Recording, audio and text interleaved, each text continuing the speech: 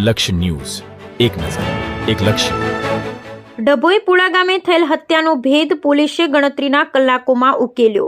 ગતરોજ હત્યા કરેલી હાલતમાં યુવક હસમુખભાઈનો મૃતદેહ પુડા ગામની સીમમાં કપાસના ખેતરની ધારે મળી આવ્યો હતો। મિત્ર હસમુખ ભુવનભાઈ ચૌહાણને તેના ખેતર નજીક બોલાવી મિત્રોએ જ હત્યા કરી હોવાનો ખુલાસો।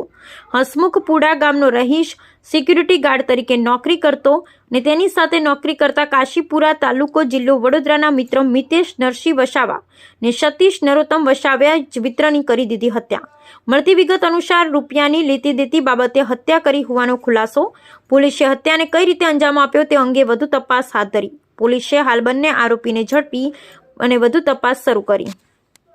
ગઈકાલે ડભોઈ પોલીસ સ્ટેશનમાં એક ગુનો રજીસ્ટર થયેલો છે, જેમાં હસમુખભાઈ ભવનભાઈ ચૌહાણ નાઓનું મર્ડર થયેલાની વિગત જણાઈ આવેલ છે અને તે આધારે તેઓના ભાઈ જયંતિભાઈ નાઓની ફરિયાદ લઈ આગળની તપાસ હાલ ચાલુમાં છે।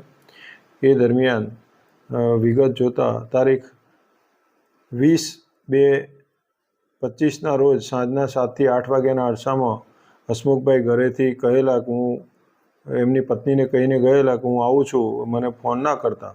તે અનુસંધાને તે પછી તેઓનો ફોન રાત્રે બંધ થઈ ગયેલો અને શોધખોળ કરતો મળી આવેલા નહીં અને બીજે દિવસે સવારે એટલે કે ગઈકાલે સવારે તેઓની લાશ તેઓના ખેતરની જોડેથી જ મળી આવેલી હતી। આ આધારે હાલ ડભોઈ પોલીસ દ્વારા તપાસ ચાલુમાં છે।